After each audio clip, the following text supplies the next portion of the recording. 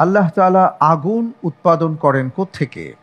এ, সবুজ গাছ থেকে, বি, পাথর থেকে, সি, খনিজ দ্রব্য থেকে, ডি, মাটি থেকে। আলহামদুলিল্লাহ, আল্লাহর উপর ভরসা করে এই প্রশ্নের উত্তর হিসেবে আমি বেছে নিচ্ছি অপশন এ, সবুজ গাছ থেকে। অপশন এ, সবুজ গাছ থেকে। প্রেস করা হোক অপশন এ।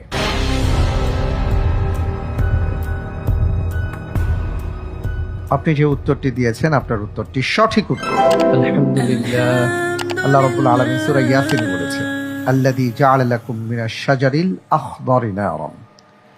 তিনি হলেন সেই মহান সত্তা যিনি সবুজ বৃক্ষ থেকে আগুন সৃষ্টি করেছেন। সুবহানাল্লাহি ওয়া বিহামদিহি। ফাইদা আনতুম মিনহু তুকিদুন। আর সেই আগুন তোমরা এখন প্রজ্বলিত করো। সুবহানাল্লাহ।